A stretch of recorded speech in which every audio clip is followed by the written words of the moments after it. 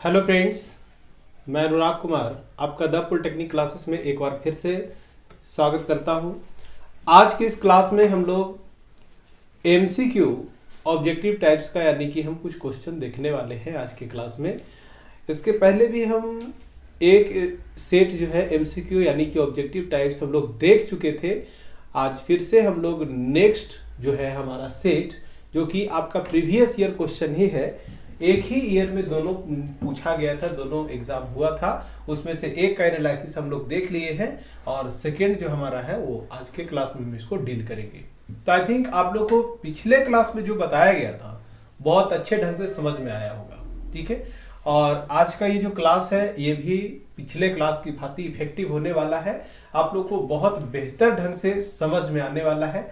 तो आप लोग बिल्कुल कंसंट्रेशन के साथ आज के क्लास को अटेंड करें, कंसंट्रेशन यहां चाहिए। चलिए तो स्टार्ट करें आज के क्लास को। तो हम लोग बढ़ते हैं क्वेश्चन दर क्वेश्चन, जिसमें हमारा सबसे पहला क्वेश्चन है। और बिल्कुल आपका रिवीजन जो है नोट्स का बार बार करो, रिवीजन हो गया है तो फिर से करो, इतनी बार करो कि एक क्वेश्चन के साथ साथ आंसर भी आपको बिल्कुल जुबान पे हो, ठीक है ना। एग्जाम में क्वेश्चन के साथ ऑप्शन दिखे तो बस सेकेंडों में उसको मार्क करके हम लोग निकल जाएंगे, है ना। बस ऐसा प्रैक्टिस होना चाहिए। तो चलिए हम लोग बढ़ते हैं क्वेश्चन नंबर 1 की तरफ। क्वेश्चन नंबर 1 हमारे पास है, कहता है ये क्वेश्चन, एक सेकेंड, ये क्वेश्चन कहता है which of the following error occurs mainly due to ageing of instrument. देखो एक बात तो आप समझ लीजिए कि कहता है कि इसमें से कौन सा एरर है, ठीक है ना, कि जब इंस्ट्रूमेंट, एजिंग कहने का मतलब या आप ऐसा समझ सकते हैं कि इंस्ट्रूमेंट में किसी भी तरह का, किसी प्रकार का कोई गड़बड़ी आ जाती है, ठीक है ना। तो उसमें जो है जो टोटल मेजरमेंट जो हम लेते हैं उसमें भी इफेक्ट आता है, यानी कि एरर आना चालू हो जाता है। तो ये किसकी वजह से हो रहा है, तो ये हो रहा है आपका ये सिस्टमेटिक एरर, ठीक है ना। बाकी हम पिछले क्लास में भी हम बताए थे ग्रॉस एरर क्या है और रैंडम एरर क्या है। रैंडम एरर बेसिकली एक ऐसा एरर जिसे हम पता नहीं कर सकते हैं, एक झटके में वो एरर आ जाएगा, आप उसको पकड़ नहीं पाओगे कि ये कहां से एरर आया, सिस्टमेटिक एरर है या मेरे द्वारा एरर आया है, आपको पता ही नहीं चलेगा कि एरर आ गया है। तो वैसे एरर जो रेंडमली आता है उसको रैंडम एरर बोलते हैं। जबकि ग्रॉस एरर जो होता है एक तरह का ऑब्जर्वेशनल एरर ही है। हम पिछले क्लास में सारी बातें हम बता चुके हैं, तो हम विशेष इस पे हम यहाँ चर्चा हम नहीं करेंगे। तो आप लोग अगर समझना है तो आप लोग पिछले क्लास को अटेंड जरूर करें एमसीक्यू का। तो इसका आंसर कौन सा होगा, सिस्टमेटिक एरर। अब आगे बढ़ते हैं हम लोग नेक्स्ट क्वेश्चन की ओर। और नेक्स्ट क्वेश्चन हमारे पास ये है, कहता है kelvin double bridge method is used for measurement of high resistance, low resistance, medium resistance. कहने का मतलब ये है कि केल्विन डबल ब्रिज, पहले तो ये समझना है कि केल्विन डबल ब्रिज कौन सा ब्रिज है, एसी ब्रिज है या डीसी ब्रिज है। अगर ये पता चल जाती है हमें तो हम इजिली मार्क कर पाएंगे। तो सबसे पहला ये हमें पता चला कि ये जो हम लोग पढ़े थे ब्रिज दो तरह का पढ़े थे, एसी और डीसी। एसी और डीसी, डीसी में ही हमारा सबसे पहला ब्रिज जो आया था वो था क्या, व्हीटस्टोन ब्रिज, ठीक है ना, व्हीटस्टोन ब्रिज। और सेकेंड जो हम लोग पढ़े थे वो पढ़े थे मैक्सवेल्स ब्रिज, ठीक है ना। एमबी मेगाबाइट मत पढ़ना इसको, ठीक है ना, मैक्सवेल्स ब्रिज की बात कर रहे हैं,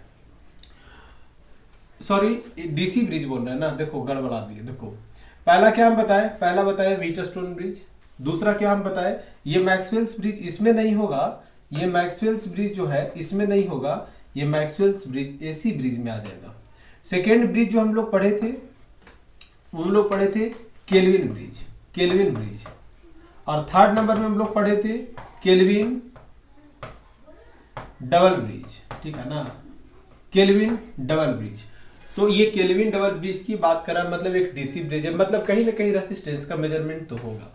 ऑप्शन में भी दिया है हाई रेसिस्टेंस, लो रेसिस्टेंस, मीडियम रेसिस्टेंस। देखो जब व्हीटस्टोन ब्रिज जब ये हम यूज कर रहे थे तो मीडियम वैल्यू को शो कर रहा था, लो वैल्यू को मेजरमेंट नहीं दे पा रहा था, जिसके कारण से लीड वायर रेसिस्टेंस को हम लोग मेजरमेंट में नहीं कंसीडर कर रहे थे और इसके कारण से एरर आ रहा था। तो यहाँ पे हम लोग लो रेसिस्टेंस वैल्यू को मेजरमेंट करने के लिए हम लोग ये जो है आपका केल्विन ब्रिज हम लोग पढ़े और केल्विन डबल ब्रिज पढ़े। तो इसमें केल्विन डबल ब्रिज के लिए कौन सा यूज करेंगे, तो लो रेसिस्टेंस के लिए। केल्विन डबल ब्रिज किसके लिए करेंगे, तो लो रेसिस्टेंस वैल्यू के लिए। तो ये जो है हमारा इसका सही आंसर होगा, ठीक है ना।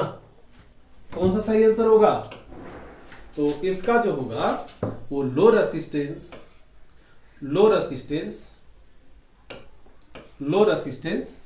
मेजरमेंट के लिए, ठीक है ना। चलिए हम बढ़ते हैं आगे की ओर और हमारा नेक्स्ट क्वेश्चन है, इसमें दिया है which of the following bridge is used for measurement of inductance, ठीक है ना।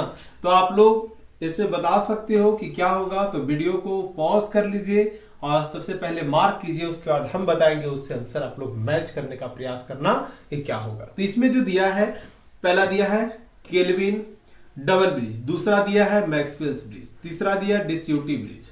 तो डिस्यूटिव ब्रिज जो है कैपेसिटेंस के मेजरमेंट के लिए हम लोग करते हैं। केल्विन डबल ब्रिज अभी आया था, किसके लिए, ये एक डीसी ब्रिज है, यानी कि जो है रेसिस्टेंस के मेजरमेंट के लिए हम लोग इसका यूज करेंगे। तो बच क्या गया मैक्सवेल्स ब्रिज, और मैक्सवेल्स ब्रिज का यूज जो हम लोग करते हैं वो इंडक्टेंस के मेजरमेंट के लिए हम लोग करते हैं। इसमें कोई सोचने और समझने वाली बात नहीं है। तो ये जो है हमारा ऑप्शन नंबर बी जो होगा इसका सही आंसर होगा, ठीक है ना, ऑप्शन बी। क्लियर हो गई बात। हम लोग बढ़ते हैं नेक्स्ट क्वेश्चन की तरफ, और नेक्स्ट क्वेश्चन हमारे पास है ये रहा। ये हमारे पास क्वेश्चन दिया है, क्वेश्चन को बिल्कुल ध्यान से पढ़ना है, वीडियो को पॉज करना है, सोल्व करना है, और देन आफ्टर हम जब बताएंगे आंसर उससे मैच करना है, ठीक है। तो ये हमारे पास जो है कहता है which of the following is AC bridge. तो अभी हम एसी और डीसी ब्रिज की बात कर रहे थे, जिसमें से हमारा दिया केल्विन डबल ब्रिज, कैसा ब्रिज है, तो डीसी ब्रिज है। नेक्स्ट दिया है हैस ब्रिज, एंडरसन ब्रिज, ये दोनों क्या है, एसी ब्रिज, ये दोनों क्या है, एसी ब्रिज है। बात समझ में आ रहा है। तो यानी कि डी होगा इसका ऑप्शन सही, बी एंड सी, क्योंकि इतनी बार हम रिपीट कर चुके हैं कि डीसी ब्रिज और एसी ब्रिज में कौन कौन सा हमारे पास आता है, कौन कौन सा हमारे सिलेबस में है, पढ़ना है, और क्यों उसको एसी बोला गया और क्यों उसको डीसी हम बोलते हैं। ये सारी बातें हम क्लास के अंदर भी किए हैं, और पिछले क्लास में जब हम पढ़ा रहे थे तो उसमें भी हम ये बात बहुत जो है मेंशन किए थे। आज के क्लास में भी स्टार्ट किए तो वहां पर भी हम इसको मेंशन कर दिए। तो यहां पर से दो, यहाँ एसी ब्रिज दो है, तो ऑप्शन सही इसका क्या होगा, ऑप्शन नंबर डी इसका सही जवाब होगा। बात क्लियर हो गया। चलिए हम लोग बढ़ते हैं नेक्स्ट क्वेश्चन की तरफ। नेक्स्ट क्वेश्चन की तरफ बढ़ते हैं, और ये हमारे पास रहा नेक्स्ट क्वेश्चन। ये जो हमारे पास है कहता है in DC slide wire potentiometer slide wire is made from, कहता है स्लाइड वायर जो है एग्जैक्टली देखो ऐसा कुछ कंस्ट्रक्शन रहता है, ठीक है ना, ऐसा रहता है कंस्ट्रक्शन, ठीक है ना, जिसमें ये सेक्शन और एक ये सेक्शन ऐसा रहता है, ठीक है, यहां से ये सेक्शन यहां तक और ये सेक्शन यहां से यहां तक, ठीक है ना। बात को समझते हुए चलना, यही मीटर ब्रिज होता है, मीटर ब्रिज बोल रहा है ना, डीसी पोटेंशियोमीटर, ठीक है। ये रहता है कुछ इस तरह से, ठीक है ना।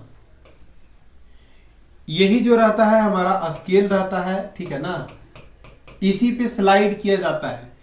तो ये वाला जो सेक्शन है ये मीटर ब्रिज में भी कुछ इसी तरह का रहता है, और इसमें भी हमारा यहाँ पे हम लोग वोल्टेज सोर्स को कनेक्ट करेंगे, एक अननोन वोल्टेज सोर्स को कनेक्ट करेंगे, और फिर से हम ये जो है एक जो हमारा सेक्शन दिख रहा है ये एक नहीं रहता है, बल्कि पोटेंशियोमीटर में बहुत सारा रहता है, ठीक है ना।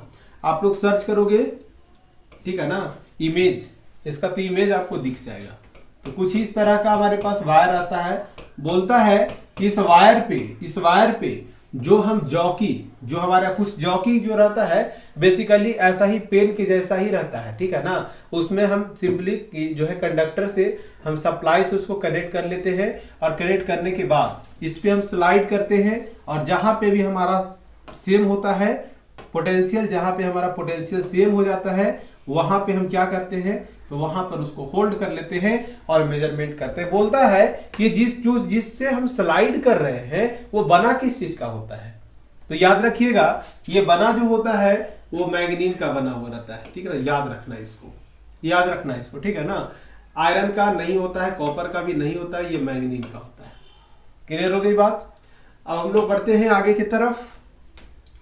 नेक्स्ट क्वेश्चन हमारे पास है, कहता है which of the following statement is correct for Crompton's DC potentiometer. बोलता है कि कौन सा स्टेटमेंट इसमें से सही है डीसी क्रॉम्पटन्स पोटेंशियोमीटर के केस में, ठीक है ना। ये डीई नहीं होगा बाबू, ये डीसी होगा, ठीक है ना। ये देखो मिस्टेक है, ये डीसी होगा, डीई नहीं होता है, ठीक है ना। डीसी क्रॉम्पटन्स डीसी पोटेंशियोमीटर या फिर डीसी क्रॉम्पटन्स पोटेंशियोमीटर, दोनों में से कुछ भी आप कह सकते हो। तो इसका देखते हैं, कहता है it is a laboratory potentiometer. तो बात सही है, डीसी क्रॉम्पटन्स पोटेंशियोमीटर का यूज जो है मोस्टली जो है लेबोरेटरी में किया जाता है, क्योंकि वहां जो है एरर कम आए और बढ़िया से हम मेजरमेंट ले पाए, इसके लिए हम इसका लेबोरेटरी में मोस्टली यूज करते हैं। तो ये पहला तो सही है। बोलता है it measures unknown EMF with great precision, ये बात भी सही है। ये इसमें ईएमएफ यानी पोटेंशियल को ही मेजर करेगा, पोटेंशियल को मेजर करेगा और वो भी प्रिसाइज मेजरमेंट देगा, तभी तो लेबोरेटरी में इसका यूज कर रहे हैं। बात समझ में आ रही है। यानी दोनों का दोनों इसका स्टेटमेंट क्या होगा, सही होगा। यानी कि इसका ए और बी जो दिया है, यह स्टेटमेंट क्या है, यह स्टेटमेंट सही है। इसका सही जवाब जो होगा ऑप्शन नंबर सी होगा। बात क्लियर हो रही है। बिल्कुल। आप पहले ऑब्जेक्टिव जब भी बताते हैं तो ऑब्जेक्टिव को सबसे पहले आपको ये काम करना है कि ऑब्जेक्टिव को सबसे पहले वीडियो को पॉज कर लेना है। ऑब्जेक्टिव जो दिया है उसको पहले क्या करना है, खुद से बनाना है, और उसके बाद जब हम आंसर बताते हैं, एक्सप्लेनेशन देते हैं, तो समझना है और उससे मैच करना है कि क्या हम जो आंसर लगाए हैं वो सही लगाए। ऐसा नहीं करना है कि तुक्का लगा दिए, तुक्का लगाओगे तो फंसोगे, क्योंकि फिर कभी भी आप सही नहीं कर पाओगे, ठीक है ना। तो आप अगर आप ऑब्जेक्टिव लगा रहे हो तो आपके पीछे का लॉजिक कि आप option A B C D में से कुछ आप मार्क कर रहे हो, तो आखिर ऐसा क्यों कर रहे हो, लॉजिक आपके पास होना चाहिए। अगर लॉजिक है आपके पास तभी आप ऑब्जेक्टिव लगाने में एक माहिर स्टूडेंट बन सकते हो, अदरवाइज आप नहीं बन सकते हो। इतनी बात माइंड में डाल के चलो आप लोग। चलो तो हम लोग इसी तरह से हम लोग नेक्स्ट क्वेश्चन की तरफ बढ़ते हैं। और नेक्स्ट क्वेश्चन जो है हमारा यहां पे कहता है moving coil instrument is used for measurement of. तो मूविंग कॉइल इंस्ट्रूमेंट जिसमें कॉइल क्या करेगा, मूव करेगा। तो हम इसके मदद से हम लोग करते हैं मेजरमेंट। किसका करते हैं, अब आपको बताना है। इसमें से एसी वैल्यू को करते हैं, डीसी वैल्यू को करते हैं, एसी या डीसी दोनों वैल्यू को करते हैं। तो आप इस बात को दिमाग में डाल लीजिए कि एसी और डीसी दोनों को करेंगे, ठीक है ना। एसी और डीसी दोनों को करेंगे। चलिए ठीक है। विशेष आप लोग लेक्चर में देखोगे जो हम पढ़ाए हैं तो उसमें विशेष रूप से उसको डील किए हैं। चलिए अब हम लोग बढ़ते हैं। कहता है which of the following instrument has non linear scale. इसमें से कौन ऐसा है जिसका स्केल क्या होगा, तो नॉन लीनियर होगा। क्या होगा, non linear. Scale non linear कैसा होगा, स्केल नॉन लीनियर। तो आपको जो है इसमें जो है आपको मार्क करके बताना है कि क्या होगा। कुछ देर वीडियो को पॉज कर लीजिए और इसको मार्क कीजिए, ठीक है।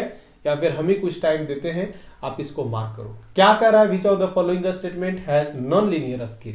यानी उसका जो है इनपुट और आउटपुट के बीच में अगर ग्राफ प्लॉट करे तो कैसा होगा, लीनियर नहीं होगा बल्कि नॉन लीनियर होगा। ऐसा नॉन लीनियर कैसा, ये नॉन लीनियर हो गया, नॉन लीनियर। और लीनियर की अगर बात करें तो ये ओरिजिन से एक स्ट्रेट लाइन बनाती है, यही होता है लीनियर, ठीक है।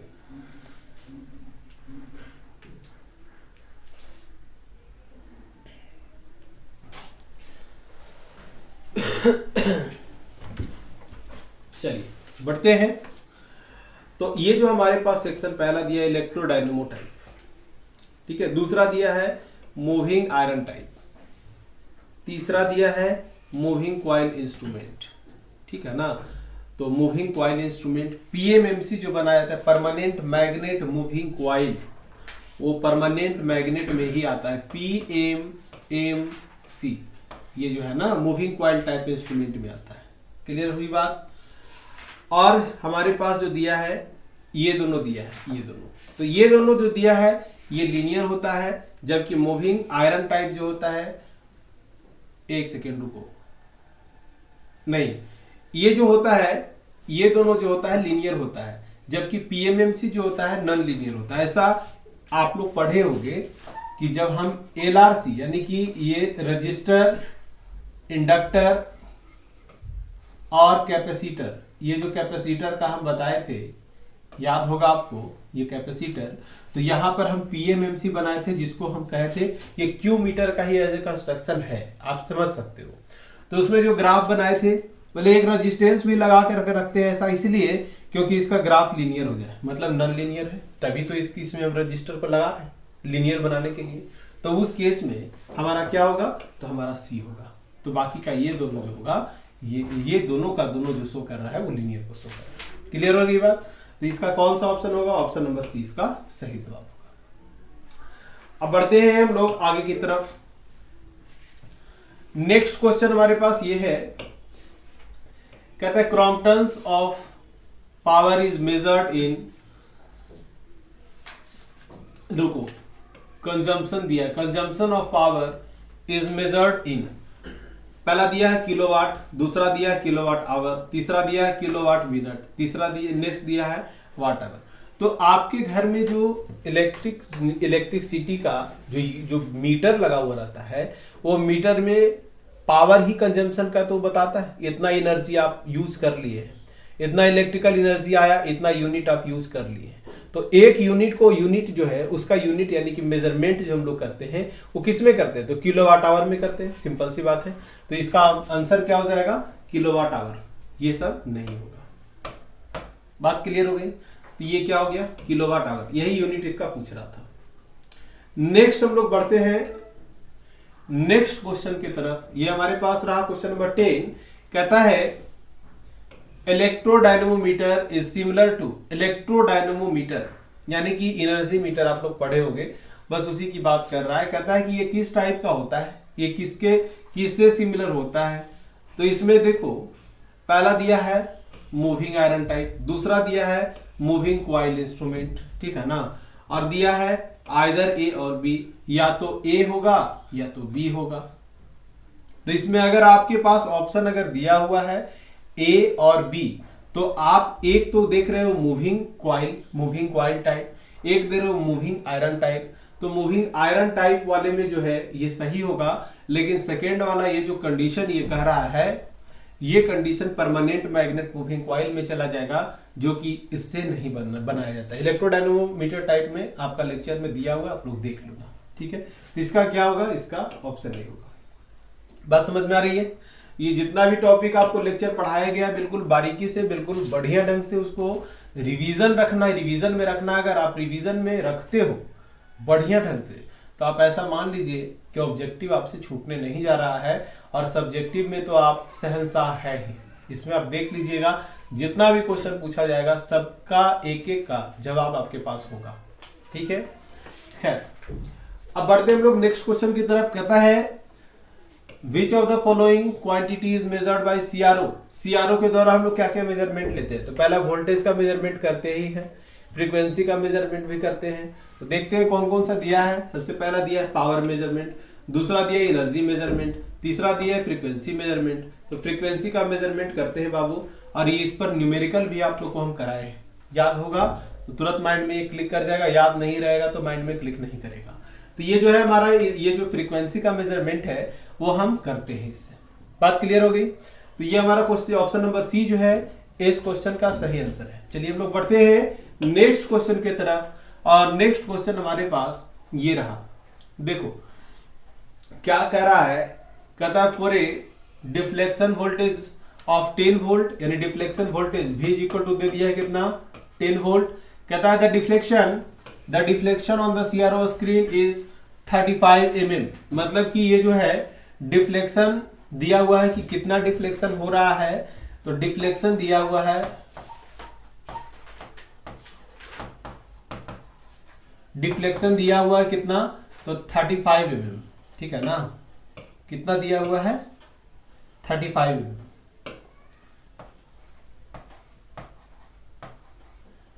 यहां पे जितना भी दिया हुआ है सारा का सारी यूनिट किसमें, मीटर और वोल्ट में दिया हुआ है। तो इसको अगर हम ब्रेक करें, अगर इसको हम कहें रिप्रेजेंट करने का प्रयास करें कि मीटर में कितना होगा, तो कितना लिख सकते हो, 35 इंटू 10⁻³ मीटर। ठीक है ना। अब आपसे क्या कर रहा है, डिफ्लेक्शन सेंसिटिविटी आपको बताना है। डिफ्लेक्शन सेंसिटिविटी जो होता है बेसिकली हम ये कह सकते हैं infinitesimal change in output to the infinitesimal change in input, एक प्रकार का रेशियो है। तो हम क्या कर सकते हैं, आउटपुट मतलब कि सीआरओ स्क्रीन पे क्या चेंजेस दिख रहा है, ठीक है ना, वो आउटपुट हुआ। तो आउटपुट में यही है, तो हम small change delta change in output to the delta change in input, यही होता है सेंसिटिविटी। तो यहां पर से इन्फिनिटेसिमल चेंज कितना चेंज दिखा रहा है, यही दिखा रहा है 35 इंटू 10⁻⁻⁻3। और यहां पर दिया कितना है, इनपुट में क्या कर रहे हैं, तो वोल्टेज को हम अप्लाई कर रहे हैं। वोल्टेज को कितना अप्लाई कर रहे हैं, तो 10 वोल्ट। 10 वोल्ट वापिस से चला जाएगा। तो यहां पर दिया किस फॉर्म में, जरा से ये देख लेते हैं हम लोग। तो यहां पर देख रहे हैं कि 0.35 0.35 0.5 0.8 यही सब कुछ दिया है डेटा, और बाकी इस टर्म में हमारा दिया हुआ है। तो आप ऐसा समझ के चल सकते हो कि सबसे पहले 0.35 इसको करना है। तो 0.35 करने के लिए हम क्या करें, इसको 0.35 करने के लिए 100 से नीचे भी और 100 से ऊपर भी भाग दे दो। तो अगर यहाँ पे हम करते हैं 35 इंटू 10⁻⁻3, इसको 100 से ऊपर भी भाग दे देते हैं और 100 से नीचे भी भाग दे देते हैं, ठीक है ना। रुको, देखो 100 से नीचे, तो ये पहले से 10 था, अब 100 से नीचे भी भाग दे दिए। तो ये जो हटेगा, ये पूरा का पूरा 100 जो हटेगा बाबू, ये 100 हटेगा, तो ये कहां जाएगा, ये 100 पूरा का पूरा हटेगा, तो ये पॉइंट बना देगा इसको, है ना, ये आ गया। बाकी बच कितना गया, बाकी 10 बच गया। तो ये 1 0 से 1 0 यहां से ये कट जाएगा, है ना। बाकी बच क्या गया, बाकी यहां से जो बचेगा वो बचेगा 0.35 इंटू 10⁻⁻3, और ये +1 है, इसमें ऐड कर दो तो कितना हो गया, 0.35 इंटू 10⁻² हो गया, ठीक है ना। तो यही होगा मीटर पर वोल्ट। तो कितना आ गया, 0.35 इंटू 10⁻², यही शो कर रहा है। यानी ऑप्शन नंबर 1 जो है इसमें, उसमें सही इसका आंसर होगा। बात समझ में आया। तो इस तरह से आप मार्क करके चल सकते हो। एग्जाम में अगर पूछा, अगर ये जो है हमारा इस बेसिस का अगर होगा, पहले यूनिट चेक कर लेना, जो भी डेटा दिया है यूनिट में मीटर पर वोल्ट दिया है, तो आंख बंद करके उस पर ऑपरेट कर देंगे, ठीक है ना। बहुत सारे मोस्टली केस में ऐसा क्वेश्चन पूछा जाता है, ठीक है ना। ऐसे आपको रिवीजन करोगे तो याद रहेगा, तो डायरेक्टली आप ऐसे पुट कर सकते हो। लेकिन अगर नहीं कोई डेटा हमें मालूम है तो आप ऑप्शन से भी पकड़ के चल सकते हो। चलिए तो बढ़ते हैं। इस तरह से हमारा ऑप्शन नंबर ए इसका सही आंसर होगा। अब हम लोग बढ़ते हैं नेक्स्ट क्वेश्चन की तरफ। नेक्स्ट क्वेश्चन जो हमारे पास है, क्वेश्चन नंबर 13। क्वेश्चन नंबर 13 ध्यान दीजिएगा, कहता है which of the following component of CRO is used to amplify input voltage. Input voltage को एम्पलीफाई करने में हम कौन सा एम्पलीफायर का यूज करते हैं, इनपुट वोल्टेज को अब एम्पलीफाई करना है, ठीक है ना। तो इसमें दिया है, सबसे पहला दिया है, ठीक है, वर्टिकल एम्पलीफायर, दूसरा दिया है हॉरिजॉन्टल एम्पलीफायर, तीसरा दिया है डिले लाइन, और चौथा दिया है ट्रिगर वोल्टेज, ठीक है ना। तो सिंक्रोनाइजेशन के लिए तो हम बता ही दिए थे। अब यहां है कि इसको एम्पलीफाई करना है, तो एम्पलीफाई किसकी मदद से करेंगे, तो ये याद रखिएगा कि एम्पलीफिकेशन जो करते हैं हम लोग वर्टिकल एम्पलीफायर की मदद से करते हैं, ठीक है। अब बढ़े आगे, बाकी इसके बारे में हॉरिजॉन्टल एम्पलीफायर जो कि डायरेक्टली हॉरिजॉन्टल डिफ्लेक्शन प्लेट से जुड़ा रहता है, डिले लाइन ट्रिगर सर्किट के मिला करके एक हम सर्किट बनाते हैं और उसका डायरेक्टली जो है हम फेड करते हैं डिफ्लेक्शन प्लेट में, ठीक है। तो ये सब है, आप लोग डिफ्लेक्शन सिस्टम ऐसे करके यूनिट ऐसे करके टॉपिक बना करके उसमें लिखा हुआ होगा, वो डायरेक्ट बाबू पूछता है, ठीक है ना। तो वो सब सेक्शन को बढ़िया से पकड़ के चलना। अब बाकी बढ़ते हैं आगे क्वेश्चन की तरफ। नेक्स्ट हमारे पास दिया है, कहता है resolution of 3.5 digit volt meter. ये डिजिटल वोल्ट मीटर की बात कर रहा है। आप याद रखिएगा, रिजोल्यूशन अगर आपसे बात करें, रिजोल्यूशन आपसे अगर पूछता है तो सबसे पहले याद रखना कि 1 अपॉन हम क्या करेंगे, 1 अपॉन हम रखेंगे इसके जगह पे 1 into 10 raise to the power, ये जो डिजिट हमारा दिया है 3 दिया है तो पावर 3 कर देंगे, अगर 2 दिया है तो पावर 2 कर देंगे, ठीक है ना। तो इस तरह से आप यहाँ पे चल सकते हो रख करके और मल्टीप्लाइड बाई, तो यहां से हमारे पास आ गया 1 अपॉन इंटू 100, ठीक है। ये 2 0 से 2 0 आ गया 0 पॉइंट, ठीक है ना। तो इस तरह से आप रख करके इसको चल सकते हो। एक सेकेंड जरा होल्ड करना, आप इसका एक स्पेशल जो है रुको।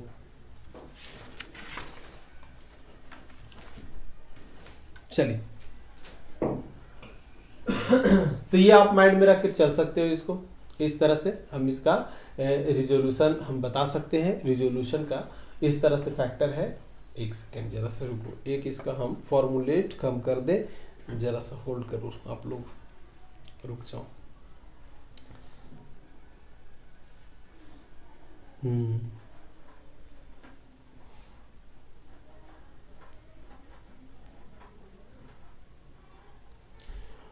एक सेकेंड। अच्छा खैर, रिजोल्यूशन के बारे में हम अभी बढ़ते हैं, फिलहाल आगे का कुछ हम सेक्शन देख लेते हैं और उसके बाद हम लोग बात करते हैं। इसका एक स्पेशल फॉर्मूलेट जो है, फॉर्मूला जो है हम यहाँ पे हम देखते हैं। रुक जाओ जरा सा, माइंड में एक थोड़ा सा कंफ्यूजन जैसा है, इसके वजह से हम नहीं दे रहे, ठीक है ना। बाकी देखते हैं, बाकी वो जो रिप्रेजेंटेशन दिए वो सही है, ठीक है। हम लोग बढ़ते हैं नेक्स्ट क्वेश्चन की तरफ, लास्ट में हम इसका देख लेते हैं। हमारे पास नेक्स्ट क्वेश्चन है, कहता है which of the following quantity can be measured by digital multimeter. Multimeter जो होता है उससे हम लोग बताए थे, पिछले क्लास में बताए थे क्या क्या मेजरमेंट लेते हैं। तो हम वोल्टेज का लेते हैं, करंट का लेते हैं, रेसिस्टेंस का लेते हैं। ये सब के केस में हम लोग 2 मेजरमेंट लेते हैं, एक एसी मेजरमेंट लेते हैं और दूसरा डीसी मेजरमेंट लेते हैं। तो करंट भी दिया है, वोल्टेज भी दिया, रेसिस्टेंस भी दिया, तो क्या हो जाएगा, ऑन हो जाएगा। बाकी हम लोग नेक्स्ट क्वेश्चन पे बढ़ते हैं। नेक्स्ट क्वेश्चन हमारे पास दिया है Q factor of A coil is. तो Q इज इक्वल टू हम जानते हैं क्या होता है, एक्सएल अपॉन आर होता है। एक्सएल को लिखते हैं ओमेगा एल, आर को लिखते हैं आर। तो एक फॉर्मूला ये बन गया, दूसरा फॉर्मूला ये बन गया, ऑप्शन में मैच कर लो। एल अपॉन आर नहीं होगा, ओमेगा एल अपॉन आर ये होगा, बाकी तो ये कुछ होना नहीं है। तो क्या हो जाएगा, ऑप्शन नंबर बी इसका सही आंसर होगा। बात क्लियर हुआ। तो आपको अगर याद है तो आप बिल्कुल मार्क कर सकते हो, बहुत सिंपल क्वेश्चन पूछा जाता है, ठीक है ना। तो अब हम लोग बढ़ते हैं नेक्स्ट क्वेश्चन की तरफ। रुक जाओ, ज्यादा आगे चले गए नहीं, और एक सेकेंड, हाँ यहाँ थे।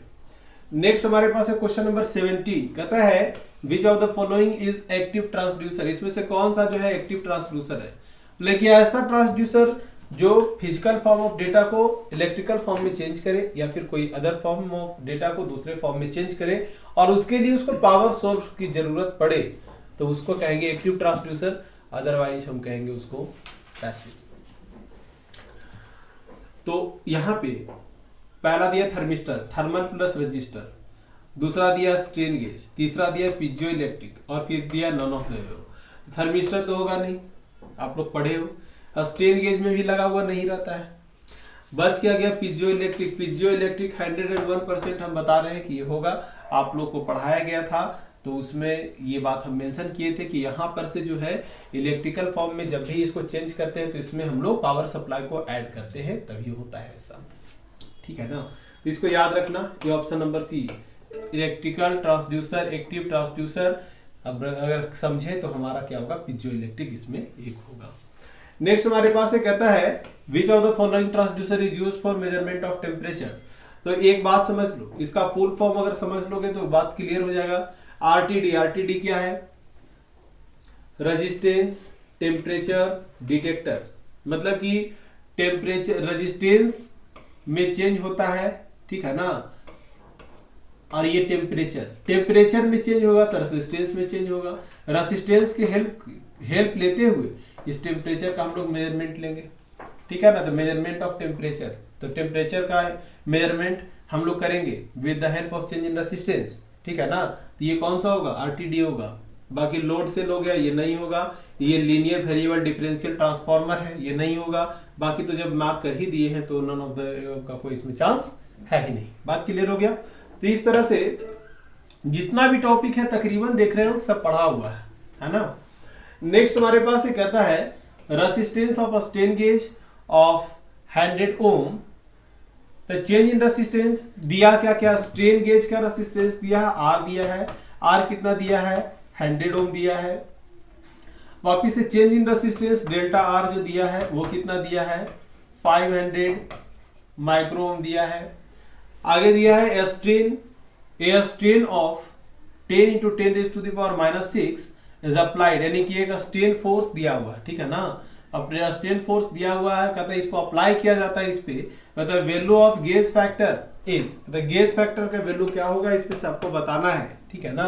तो गेज फैक्टर क्या होता है, गेज फैक्टर किस तरह से एग्जैक्टली हम जो है इसमें चेंज होता है, मतलब कि हम अगर एक वायर पे हम वायर का ही कुछ इस तरह का जो है हमारे पास कॉम्बिनेशन इस तरह का रहता है और इसी में जो फोर्स अप्लाई करते हैं तो इसके शेप में चेंज होता है और शेप में चेंज होगा उसके कारण से, शेप में चेंज होगा उसके कारण से इसके रेसिस्टेंस में चेंज होता है और रेसिस्टेंस में चेंज होने के साथ साथ इसके स्ट्रेन गेज स्ट्रेन फोर्स को हम लोग क्या कर लेते हैं, मेजरमेंट कर लेते हैं। तो इसमें कहता है कि कोई भी एक जो इंस्ट्रूमेंट जो स्ट्रेन गेज की बात कर रहे हैं आप उसका गेज फैक्टर बताइए कि गेज फैक्टर क्या होगा। तो गेज फैक्टर का एक फॉर्मूला होता है और वो फॉर्मूला क्या होता है, कहता है डेल्टा आर अपॉन ई, ठीक है ना। Gauge factor is equal to delta R upon epsilon naught, ऐसा ले, ठीक है ना। तो ये जो शो करता है स्ट्रेन कितना हम उसमें एफर्ट हम लगा रहे हैं, डेल्टा आर कितना दिया है 500, ये कितना दिया है 100, ये कितना दिया है 1 इंटू 10⁻⁻6।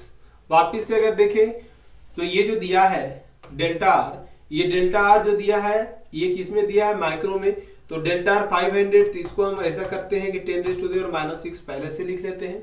देखो इससे क्लियर कट ये कैंसिल आउट हो गया, इसको हम कट करते हैं दूसरे कलर से, तो इससे ये कैंसिल आउट हो गया है ना, माइक्रो से माइक्रो, 00 से 00, तो बचा क्या 5।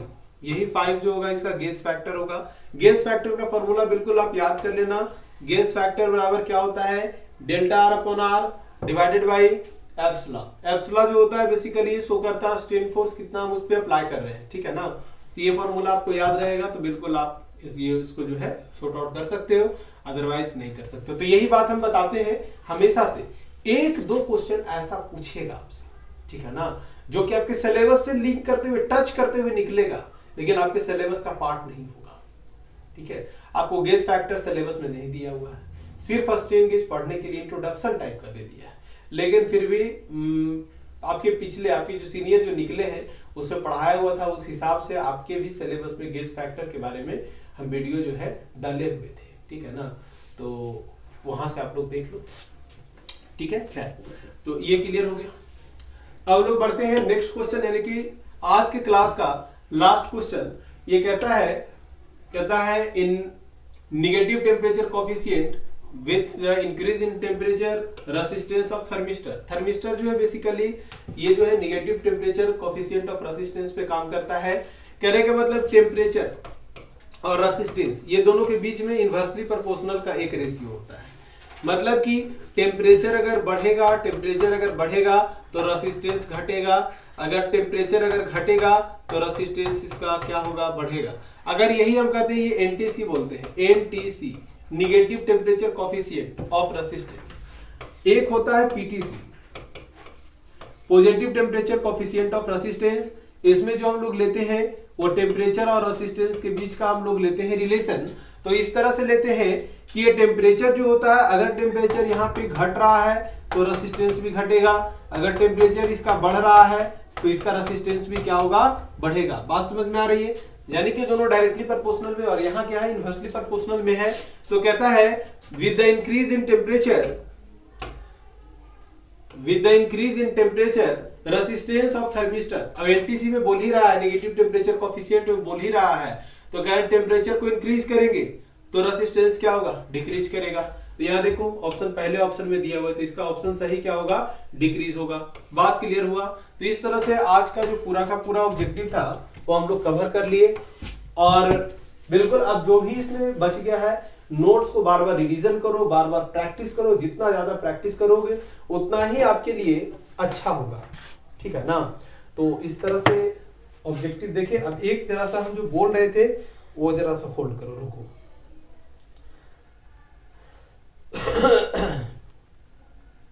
एक सेकेंड,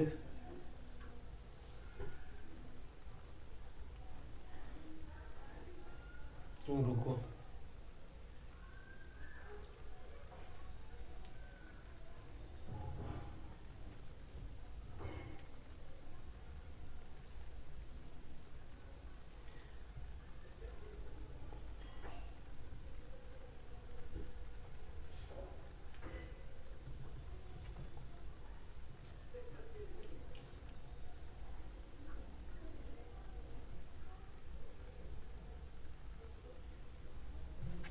देखो ये कुछ इस तरह से हम लोग चल सकते हैं समझते हुए, ठीक है ना।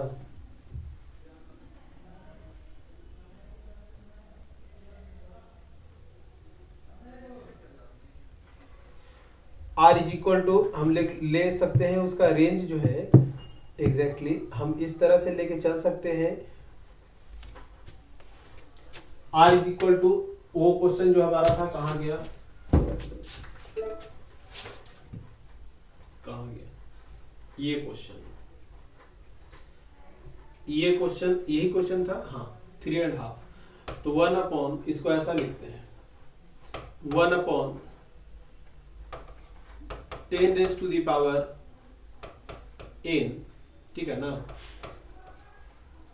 ये ऐसा होता है, लेकिन यहां पर n जो होता है, n जो शो करता है वो इस डिजिट के बारे में बताता है, और ये 2 जो है इस डिजिट के बारे में बताता है। लेकिन कई बार कंडीशन में सिर्फ इसी को कंसीडरेशन में लेता है, इसको छोड़ देता है, ठीक है ना। तो ये दोनों आप समझ के चलना तो ज्यादा बेहतर होगा। तो इसमें रिजोल्यूशन कर रहा है R इज इक्वल टू, अगर लिखना हो तो 1 अपॉन यहाँ पर 1 into 10 raise to the power -3 लेकर के चल सकते हो। यही हम बता रहे थे, जो कि लग रहा था कि मिस्टेक हो रहा है। तो यहाँ पे +3, माइनस नहीं +3, तो यहाँ पर से जाएगा तो 1 अपॉन 1000, यहाँ 0.01 और एक और 0 ले लो, ठीक है ना। देखो यही हम बता रहे थे 001, ऑप्शन नंबर बी इसका सही होगा, ऑप्शन नंबर, ठीक है ना। चलिए, तो ये इस तरह से हमारा पूरा का पूरा ऑब्जेक्टिव था, जिसको आज के क्लास में हम डील किए, देख लिए, समझ लिए। बाकी जो है बाकी की बातें फिर होगी।